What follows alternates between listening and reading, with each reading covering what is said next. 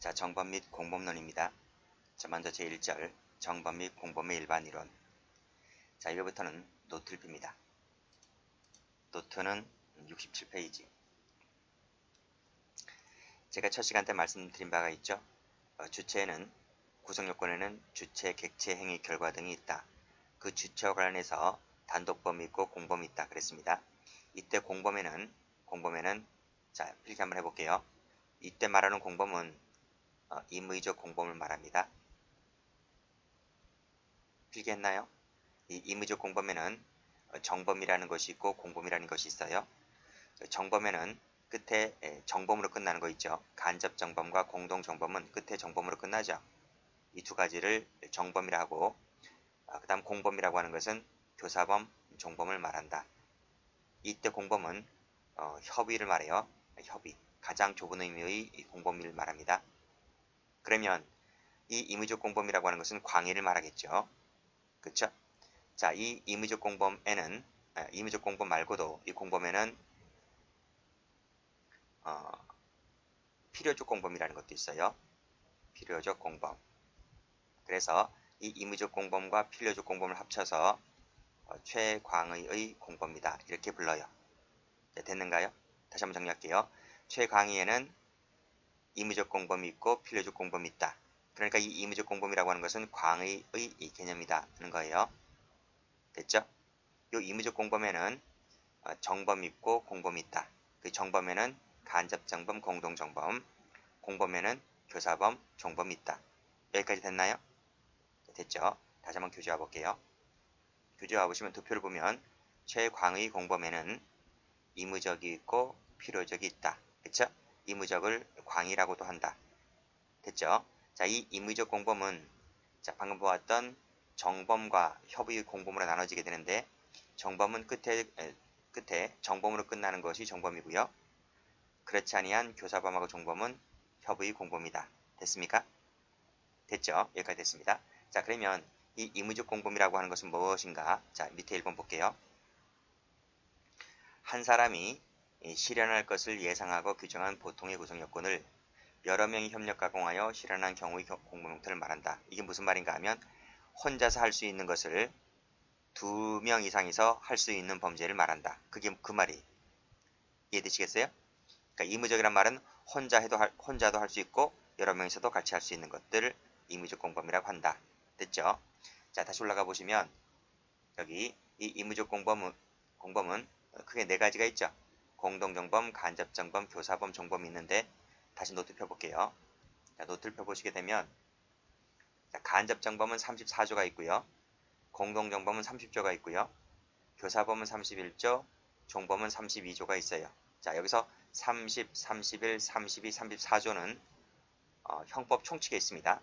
총칙에 규정이 되어 있어요. 총칙 조문에. 그쵸?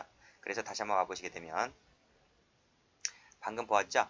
방금 보았던 30조, 31조, 32조, 34조 요 4가지가 있는데 4가지가 바로 어디에 있다고요?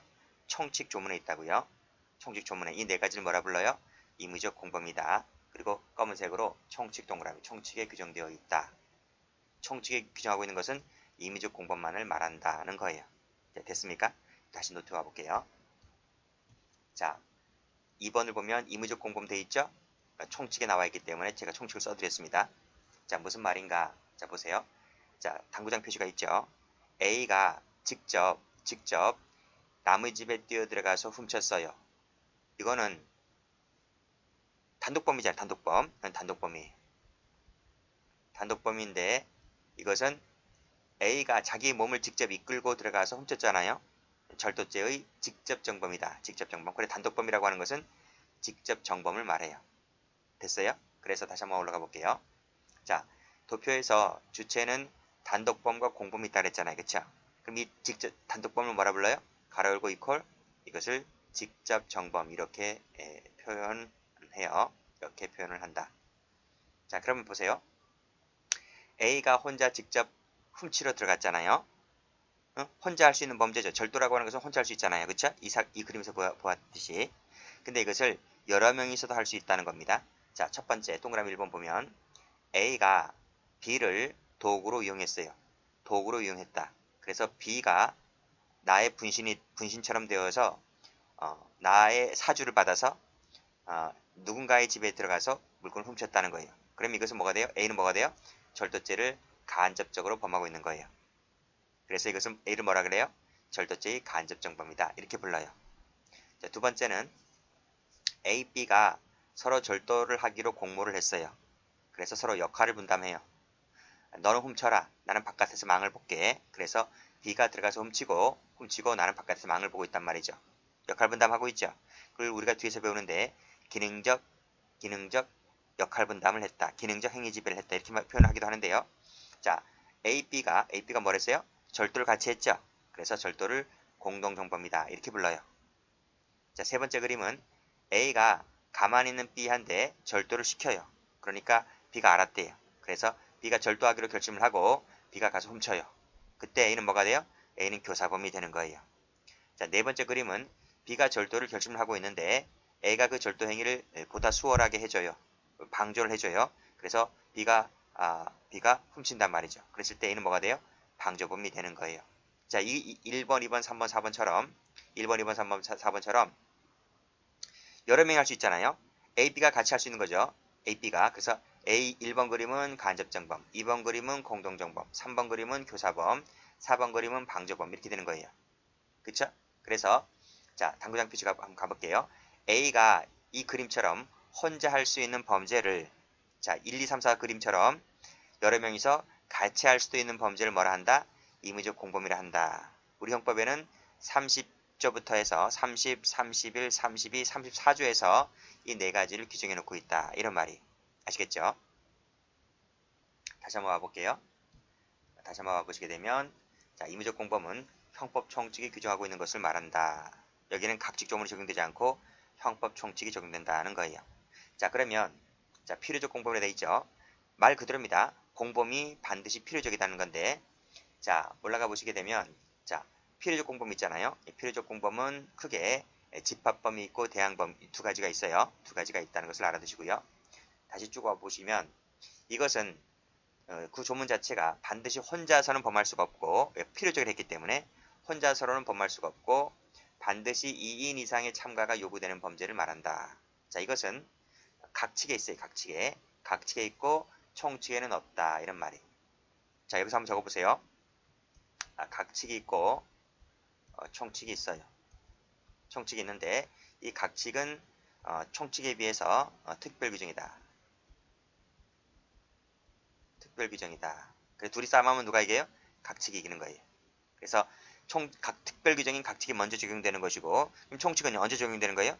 총칙은 각칙이 적용되지 아니할 때에 가장 마지막에 적용되는 거예요.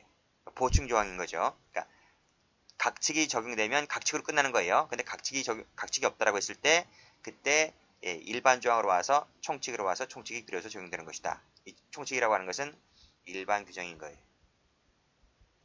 일반 규정이다. 이 일반 규정이 바로 지금 위에서 적어놓고 있는 30조에서부터 34조까지를 말합니다. 됐어요. 이것이 적용되는 거고 각칙에서는 각칙 나름대로의 특별 규정이 따로따로 마련되어 있기 때문에 이 각칙에서는 뭐다? 각칙에서는 옆에서 적어놨던 30조에서부터 34조까지가 적용될 여지가 전혀 없다라고 하는 것을 반드시 기억을 해두시기 바랍니다.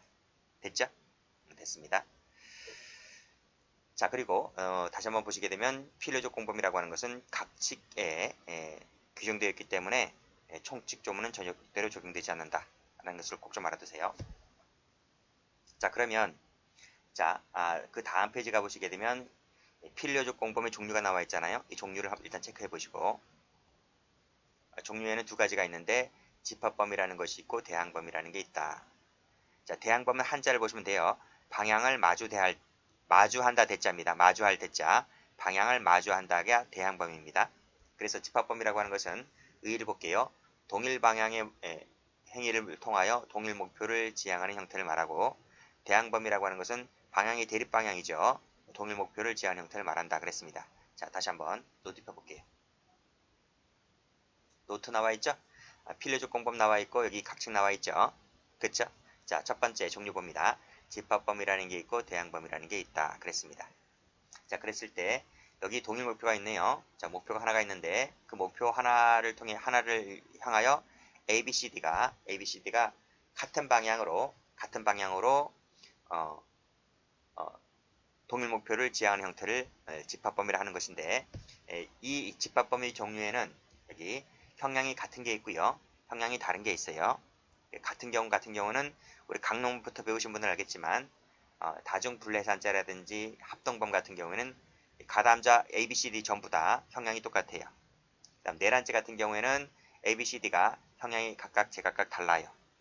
됐어요? 자, 다시 한번 교주해 볼게요. 자, 집합범위 경우에는 형량이 똑같은 게 있고 형량이 다른 게 있다고요. 그랬을 때 형량이 똑같은 것은 소요제, 다중분례산제, 합동범 등이 있다. 참고로만 봐두세요. 일단 미치지 마시고 상이한 법정형 같은 경우에는 내란제가 있다. 이건 처음 배우시는 분들 잘 몰라요. 강론을 배우고 오셔야지 의미 파악이 되는 거예요. 일단 가만히 놔두시고요. 그 다음 대항범 같은 경우에는 대립방향 동일 목표라고 했죠. 그래서 동일, 상이, 일방만 처벌되는 경우 이 세 가지로 나눠볼 수가 있는데, 다시 한번 노트와 보시게 되면, 자, 여기 동일 목표가 있잖아요.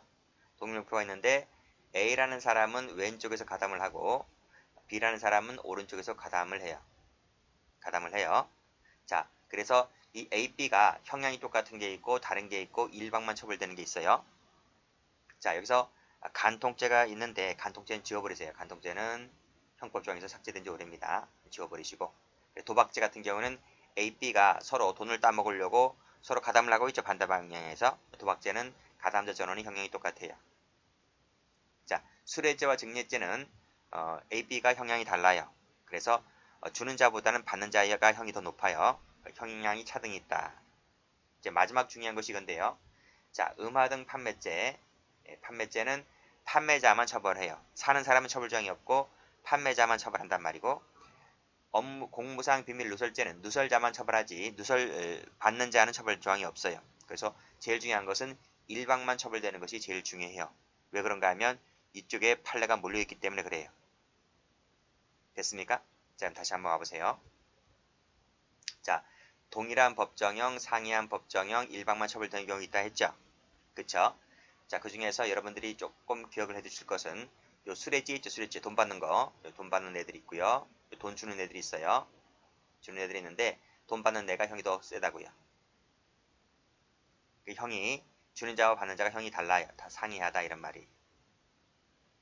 됐죠? 그 다음 기출된 적이 있기 때문에 말씀드립니다. 자, 마지막 중요한 것이 이 맨 마지막 칸인데 별표 하나 박아두시고, 그래서 음화 등 판매죄는 판매자만 처벌을 해요. 그 다음 공무상 비밀 누설죄, 누설죄 밑줄 그으시고 누설하는 자만 처벌해요. 이것은 판례가 있어요. 판례가. 자, 됐습니까? 자, 그러면 밑에 한번 와볼게요. 자, 판례 볼게요. 첫 번째 판례 별표 쳐보세요. 자, 중요한 판례입니다. 배임 수재죄와 배임 증재죄는 위에서 뭐라고 했어요? 여기 이 칸에 나와 있죠? 그쵸? 배임 수재와 증재죄는 대항범이다. 대항범. 대항범은 뭐예요? 필요적 공범 중에 하나인 거예요.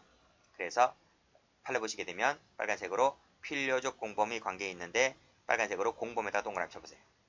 공범에다 동그라미 쳤어요. 그리고 끄집어내세요. 공범이라고 하는 것은 구성요건, 위법성, 책임 이렇게 돼 있죠?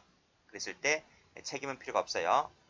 필요가 없고 이 두 가지만 갖추면 공범이 되는 거예요. 이것도 맨 앞에서 제가 설명드린 바가 있어요. 책임을 같이 할 필요가 없기 때문에, 자, 그 밑에 줄에 같이 처벌을 밑줄 그으시고 X. 같이 처벌 받을 필요가 없다. 같이 처벌받아야 한다면 틀려요. 같이 처벌받아야 한다는 얘기는 책임까지 모두 구비가 되어 있어 한다는 말이에요. 근데 그럴 필요가 없기 때문에 같이 처벌받을 필요가 없고 하나만 처벌받을 수 있고 다른 사람은 처벌받지 않을 수도 있는 거예요. 자, 됐습니까? 그 얘기를 한번 해드릴까요? 자, 밑에 보시게 되면, 자, 적어보세요. 필요적 공범 이렇게 적었어요. 공범 밑줄 그으시고, 공범이라고 하는 것은 구성요건 플러스 위법성 플러스 책임이 있는데 이 책임은 같이 할 필요가 없다. 그리고 이 구성요건 의협성을 하나로 뭐라 그랬어요? 제가 한마디로 행위라 불렀어요. 행위. 행위는 같이 해야 된다는 거예요. 요 책임은 뭐라 그랬어요? 행위자라 했죠. 행위자. 행위자는 같이 할 필요가 없어요. 필요 없고 요것만 같이 하면 돼요. 됐나요? 그래서 다음 페이지 가보시게 되면 판례 나오죠? 행위 공동이다. 행위 공동. 필요적 공범이라고 하는 것은 행위자 공동이 아니라 행위 공동이다 이런 말이. 그래서 구성요건 해당성은 위법성만 같이 하면 되기 때문에 반드시 전부가 책임이 있을 필요가 없다. 전부가 책임이 있어야 한다고 하고 하면 틀려요. 행위 공동이라고 했죠. 그래서 뇌물을 공유하는 행위와 받아들이는 행위가 있으면 된다. 이 두 가지를 합쳐가지고 뭐라 불러요? 행위 공동이다 이렇게 불러요. 책임은 같이 할 필요가 없기 때문에 반드시 상대방 측에서 뇌물수수죄가 성립되어야만 한다 하면 틀려요. 성립될 필요가 없다는 거지. 성립된다는 말은 책임까지 같이 한다는 얘기이기 때문에. 그렇죠? 다시 한번 올라가 보시면 그래서 필요적 공범이 예를 한번 적어 드릴게요. 12세가 있고 20세가 있어요. 그쵸? 둘이 뭘 하기로 했어요? 둘이 절도를 하기로 공모를 했어요. 됐는가요? 자, 그런데 이 12세는 책임 무능력자잖아요. 이 사람은 책임 무능력자잖아요. 근데 20세짜리는 14세 이상자니까 책임 능력이 있는 사람이죠. 그쵸? 그래서 결국은 체포가 되면 누구만 처벌받아요? 20세짜리만 처벌받는 거예요. 이 사람만 처벌받고 12살짜리는 책임 능력이 없기 때문에 야는 처벌받지 않고. 맞죠? 그러니까 보세요. 책임 무능력자와 책임 능력자는 여기 나와 있듯이 절도죄를 같이 할 수 있잖아요. 공범, 절도죄 공범이잖아요. 그쵸? 공범. 왜? 나쁜 행위니까 나쁜 행위를 같이 했잖아요. 그치? 둘은 하나는 책임 무능력자고 하나는 책임 능력자를 할지라도 나쁜 행위는 같이 할 수 있잖아요. 대신 책임 무능력자는 책임 능력이 없기 때문에 절도죄를 처벌받지 않는다. 이런 말이. 됐습니까? 그렇게 이해를 하시고. 자, 위에 판례 다시 한번 가볼까요? 자, 정자법인데 정치자금법. 정치자금을 기부한 자하고 그 다음에 기부받는 자는 무슨 관계다? 필요적 공범관계다. 이런 말. 공범이기 때문에 이런 논리가 똑같이 적용되는 겁니다. 그쵸? 그쵸? 행위는 같이 하면 되지만 행위자는 같이 할 필요가 없다는 거예요. 그래서 반드시 협력자 전부다가 범죄가 성립을 할 필요가 있다 없다? 전부에게 범죄가 성립할 필요가 있다 하면 틀려요. 없지. 그래서 정치자금을 기부하는 자의 범죄가 성립하지 않더라도, 그쵸? 기부하는 자 같은 경우에는 성립하지 않더라도, 기부받는 자 같은 경우는 뭐가 될 수 있다? 기부하는 자가 정하지 않는 방법으로 정치자금을 제공받는다는 의사를 가지고 받아들이게 되면 이 사람은 수수죄가 성립을 할 필요가 있다는 거예요. 그러니까 기부하는 자는 성립하지 않다 하더라도 기부받는 자는 죄가 성립을 할 수가 있다 이런 말이지. 무슨 말인지 아시겠죠? 이 판례 어렵지 않죠?